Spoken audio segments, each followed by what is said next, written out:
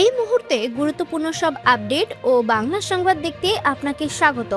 প্রথমে জানিয়ে দিব, ইরানের সঙ্গে চুক্তি পুরোপুরি শেষ বলেছেন ট্রাম্প। দেশের সব সমুদ্র বন্দরে ৩ নম্বর সতর্ক সংকেত। জুলাই নিয়ে কটূক্তিকারীদের বিচার করতে হবে বলেছেন আক্তার হোসেন। আমরা ইরানের বিপজ্জনক ব্যক্তিদের ওপর হামলা চালিয়েছি বলেছেন ট্রাম্প। সর্বশেষ জানাবো, মেসির সঙ্গে বাগবিতণ্ডার পর কেন এক্স সংকেত দেখালেন মিশরের কোচ, অর্থ কি? শিরোনাম শুনলেন, এবারে বিস্তারিত। তবে একটা অনুরোধ থাকবে, এই ভিডিওতে একটা লাইক ও কমেন্ট করে জানিয়ে দিন কোন জেলা থেকে বা কোথা থেকে দেখছেন। ইরানের সঙ্গে চুক্তি পুরোপুরি শেষ বলেছেন ট্রাম্প। যুক্তরাষ্ট্র ও ইরানের মধ্যে সই হওয়া দ্বিপক্ষীয় সমঝোতা স্মারক বা MOU চুক্তিটি এখন সম্পূর্ণভাবে অকার্যকর ও শেষ হয়ে গেছে বলে স্পষ্ট মন্তব্য করেছেন মার্কিন প্রেসিডেন্ট ডোনাল্ড ট্রাম্প। বুধবার ৮ জুলাই তুরস্কের রাজধানী আশকারায় আয়োজিত ন্যাটোর শীর্ষ সম্মেলনে অংশ নিয়ে সাংবাদিকদের সঙ্গে আলাপকালে তিনি এই চুক্তিটির বর্তমান স্থিতি নিয়ে ওয়াশিংটনের এমন চূড়ান্ত ধারণার কথা প্রকাশ্যে আনেন। ন্যাটো সম্মেলনে উপস্থিত সংবাদকর্মীদের মুখোমুখি হয়ে মার্কিন প্রেসিডেন্ট ডোনাল্ড ট্রাম্প তেহরানের সঙ্গে হওয়া এই সমঝোতা চুক্তিটির ভবিষ্যৎ নিয়ে কথা বলেন। দুই দেশের মধ্যকার চলমান চরম সামরিক সংঘাতের জেরে ওই চুক্তির কার্যকারিতা নিয়ে প্রশ্ন করা হলে তিনি সরাসরি উত্তর দিয়ে বলেন যে, আমি মনে করি এটি শেষ। এই মন্তব্যের মাধ্যমে দুই দেশের মধ্যকার সমঝোতার শেষ আশাটুকুও ভেস্তে গেল বলে মনে করছেন রাজনৈতিক বিশ্লেষকরা। এর আগে ডোনাল্ড ট্রাম্প অত্যন্ত ক্ষোভের সঙ্গে উল্লেখ করেছিলেন যে, মার্কিন সশস্ত্র বাহিনী গত রাতে ইরানের ভেতরে অবস্থান করা অত্যন্ত বিপজ্জনক ব্যক্তিদের লক্ষ্য করে অত্যন্ত শক্তিশালী ও বিধ্বংসী সামরিক হামলা পরিচালনা করেছে। ইরানের নীতি নির্ধারক ও উগ্রপন্থীদের মানসিকতার তীব্র সমালোচনা করে তিনি তাদের অসুস্থ হিসেবেও আখ্যায়িত করেছিলেন। গত রাতে ইসলামী প্রজাতন্ত্র ইরানের সামরিক অবকাঠামো লক্ষ্য করে মার্কিন যুক্তরাষ্ট্রের সশস্ত্র বাহিনী তাদের সর্বশেষ দফার বিমান হামলা সফলভাবে সম্পন্ন করার পরেই মূলত এই পরিস্থিতি তৈরি হয়। মার্কিন সামরিক বাহিনীর সেন্ট্রাল কমান্ড বা সেন্টকম এক বিশেষ বিবৃতিতে নিশ্চিত করেছে যে, তাদের অত্যন্ত সুনির্দিষ্ট ও নিখুঁত যুদ্ধাস্ত্রের সাহায্যে ইরানের ভেতরের ৮০টির বেশি গুরুত্বপূর্ণ লক্ষ্যবস্তু সফলভাবে ধ্বংস করা হয়েছে। দেশের সব সমুদ্র বন্দরে ৩ নম্বর সতর্ক সংকেত। উত্তর বঙ্গোপসাগর ও উপকূলের কাছাকাছি এলাকায় ঝড়ো হাওয়া বয়ে যাওয়ার সম্ভাবনা থাকায় দেশের সমুদ্র বন্দরগুলোতে ৩ নম্বর সতর্ক সংকেত দেখাতে বলা হয়েছে। এছাড়াও সাগরে থাকা সব মাছ ধরার নৌকা ও ট্রলারকে পরবর্তী নির্দেশ না দেওয়া পর্যন্ত তীরের কাছাকাছি সাবধানে চলাচলের নির্দেশনা দেওয়া হয়েছে। বুধবার ৮ জুলাই সকালে বাংলাদেশ আবহাওয়া অধিদপ্তরের এক বিশেষ আবহাওয়া বুলেটিনে এ তথ্য জানানো হয়।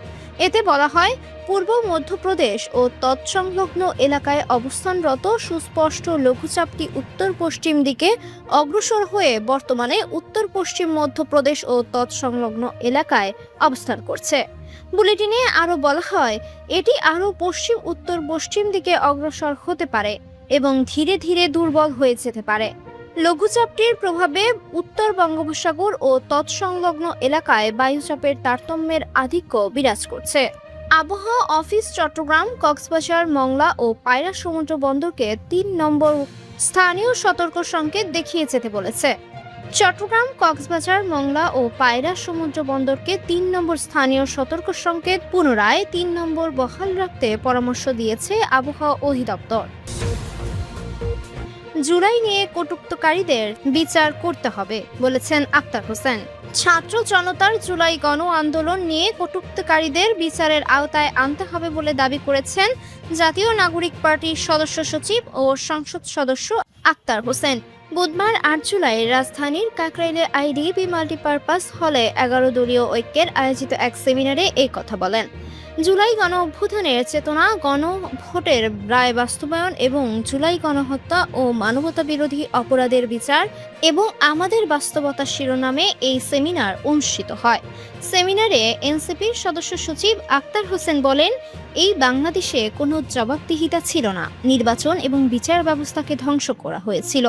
জুলাইয়ে আমরা যে আন্দোলন করেছিলাম এর দুটি উদ্দেশ্য ছিল: আওয়ামী লীগকে ক্ষমতাচ্যুত করা এবং আওয়ামী লীগ কায়দায় ফ্যাসিবাদী রাষ্ট্র ব্যবস্থা বিলুপ্ত করা। হাজার হাজার মানুষের রক্তের বিনিময়ে আজকের এই নতুন বাংলাদেশ।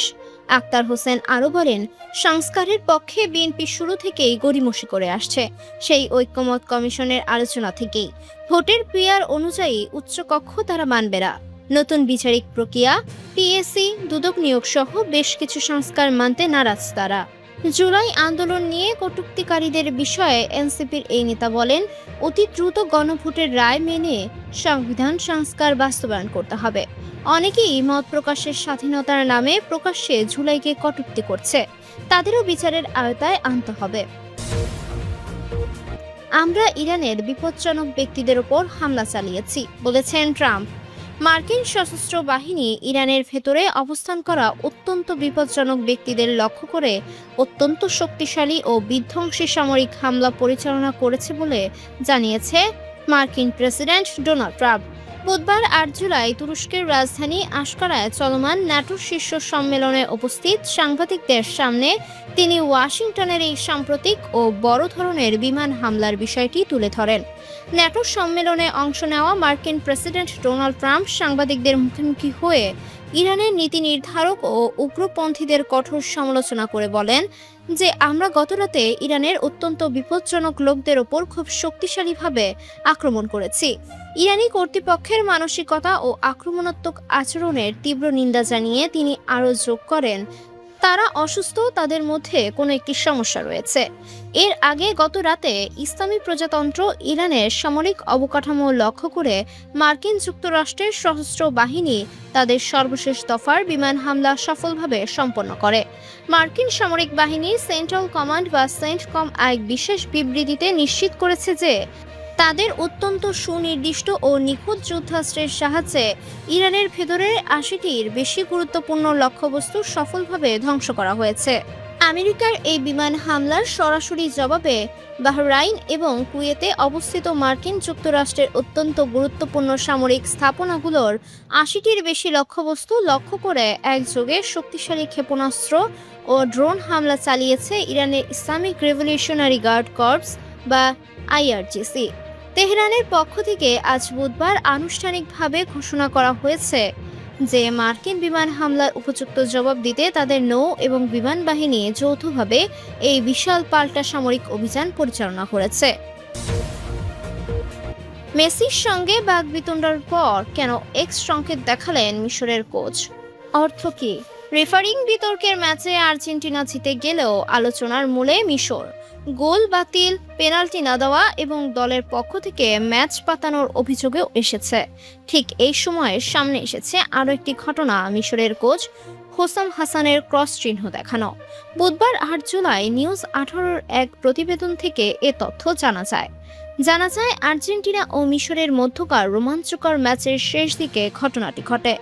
ম্যাচটিতে আর্জেন্টিনা ৩-২ ব্যবধানে জয় পেলেও রেফারির বেশ কিছু সিদ্ধান্ত নিয়ে ক্ষুব্ধ ছিল আফ্রিকান দেশটি।